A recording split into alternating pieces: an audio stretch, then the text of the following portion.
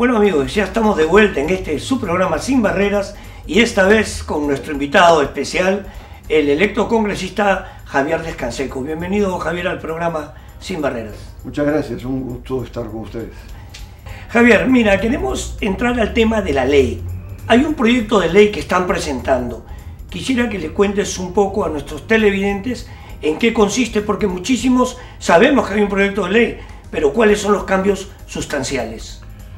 Bueno, nosotros agrupamos junto a Sociedad y Discapacidad, a la Confederación Nacional de Discapacitados del Perú y al director del Diario El Comercio, Francisco Miro Quesada, un núcleo que promovió una iniciativa ciudadana.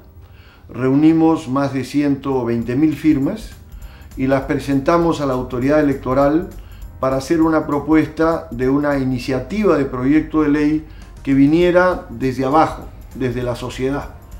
Este proyecto cambia varias cosas de lo que es la ley actual, la Ley General de Personas con Discapacidad. La 27050. La 27050. Claro. En primer lugar, tiene un enfoque de derechos y encara el tema de la discapacidad como un tema de derechos y oportunidades para la gente. Este me parece que es un enfoque distinto al enfoque médico, que es el que normalmente se maneja en discapacidad. Hay una discapacidad y los médicos deben tratar de restablecer las funciones de la persona que tiene la discapacidad. Aquí el tema es más amplio, es un tema de derechos. En segundo lugar, se varía el enfoque de un enfoque individual a un enfoque social.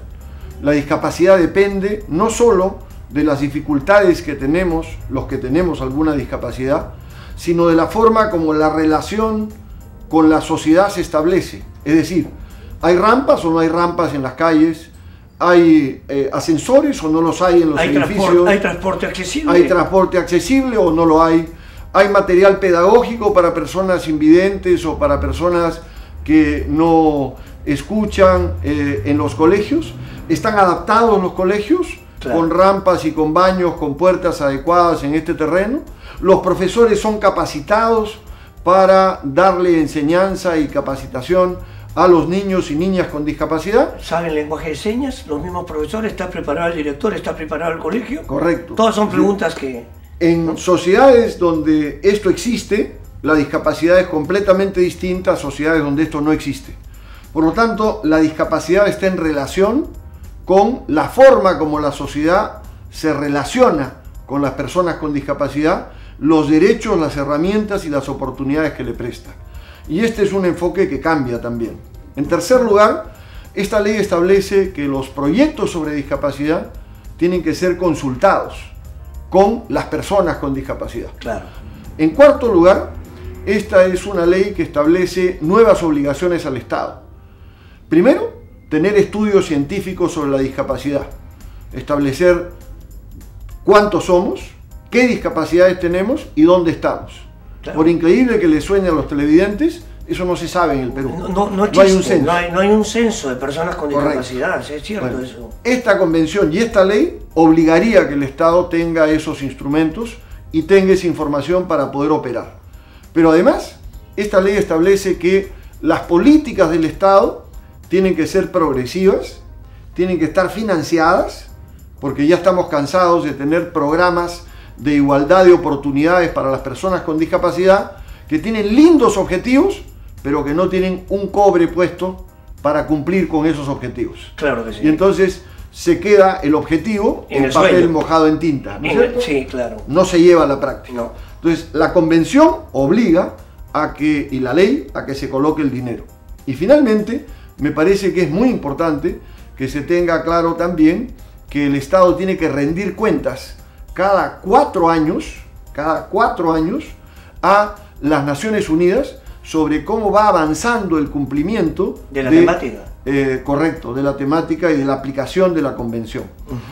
La ley tiene una serie de medidas, pero también establece obligaciones frente a otras barreras, por ejemplo las barreras de comunicación, ¿no es cierto? Claro. Yo, si soy sordo, no puedo enterarme por el noticiero de la televisión subiendo el volumen. porque no me sirve. Claro que no. Yo necesito un intérprete del lenguaje de señas en cada uno de los noticieros. Correcto, ¿No en es todos, cierto? no En solo todos, del Estado, porque claro. yo tengo derecho a que la televisión Por pública y supuesto. privada me informe, ¿no es Claro, cierto? claro que sí. Y tengo derecho también a poder ver las películas y entender los diálogos, y esto implica o que haya subtitulación, ¿no es cierto?, o que haya lenguaje de señas. La persona con discapacidad frente a la tributación tiene que tener un tratamiento especial. Esta persona, si quiere hacer una empresa, la SUNAT tiene que verlo de otra manera, no lo puede juzgar con la misma tabla que mide a todos.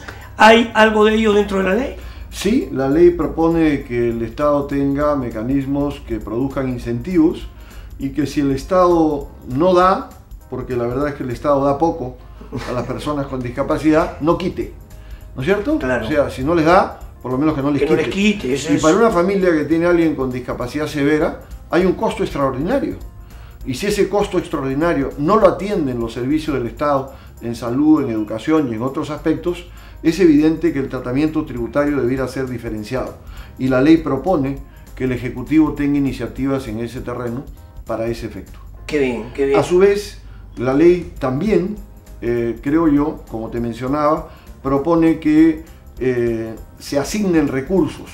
Y esto debe hacer que el nuevo Congreso, al debatir el presupuesto todos los años, vigile en cada partida presupuestal de educación, salud, vivienda, transporte, etcétera, qué se va a hacer para atender los derechos de las personas con discapacidad y garantizarlos en este proceso y qué recursos se están asignando para ese efecto. Bueno, Javier, te agradezco realmente la diferencia que has tenido con nosotros. Te invito e invito a nuestro público a ver nuestra próxima secuencia, Ejemplos de Vida. Michael, que se escribe Michael Urtecho Medina. Yo nací el 6 de noviembre del año 69 en Trujillo y soy el segundo de 3 hermanos, 2 mujeres, soy el único varón de la familia. Pero conforme fui creciendo, tanto en tamaño, fui creciendo también en peso. Y es así cuando realmente llegué a cumplir 1 año y no podía ponerme en pie.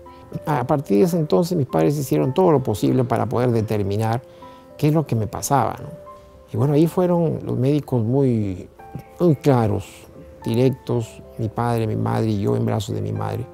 Y dijeron, pues, su hijo tiene una enfermedad que es rara, que es 1 entre 1.000.000. Me aislé totalmente, era un niño no como todos, muy triste. Pero ya cuando tenía 10, 11, 12 años, yo recuerdo mucho que un médico amigo de la casa pidió hablar conmigo a solas. Este médico entró a mi dormitorio, hablamos y me dijo, mira, tú no puedes caminar, no sabemos por qué.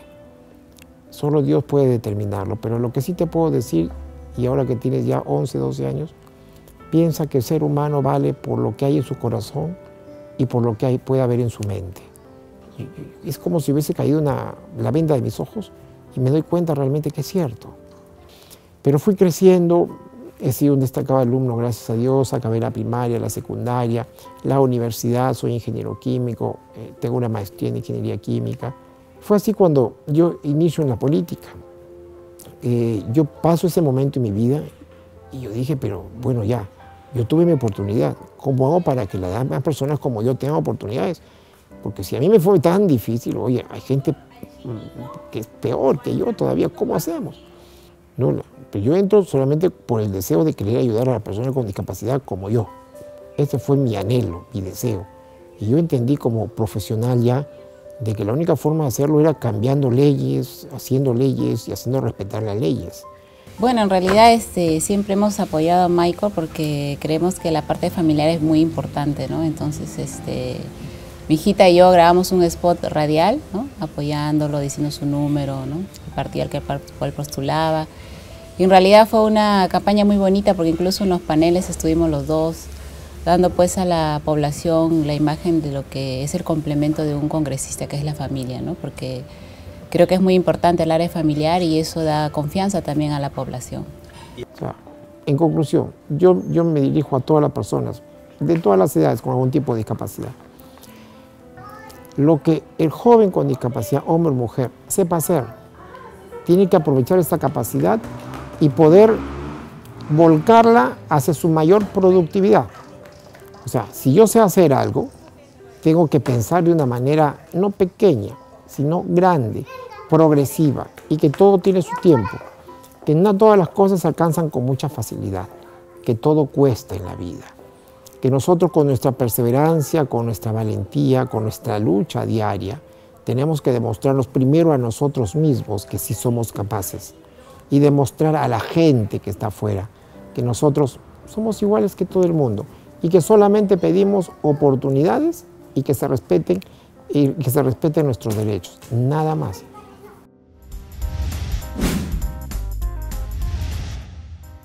Ahí estábamos viendo pues al congresista Michael Urtecho, que es todo un ejemplo de vida. Además, nosotros siempre, Enrique, pues lo hemos visto al congresista en su labor, ¿no? Parlamentaria, exactamente. ¿no? Legislativa. Sí, y ahora pues en su faceta familiar, un poquito conociéndolo un poco más y todo lo que ha logrado y lo que tiene, y la verdad, todo un ejemplo de vida, como lo dije anteriormente. Un buen padre, un buen esposo. Realmente un programa fabuloso, amigos. No se pueden quejar. La entrevista con nuestro querido Javier Descanseco, maravillosa. Todo un politicazo. ¿Sí o no? Un hombre que siempre ha estado del lado del pueblo y que hoy le quepa la enorme responsabilidad de trabajar muchísimo por el colectivo con este proyecto de ley que están presentando. Realmente lindo todo. Sí, un paso muy importante, creo yo. Pero lamentablemente, mi querido Enrique, el tiempo culminó. Así que ya saben, amigos televidentes, todos los sábados 6:30 de la mañana, ya saben que nos pueden ver aquí por TV Perú en su programa Sin Barreras. Hasta la próxima semana, amigos.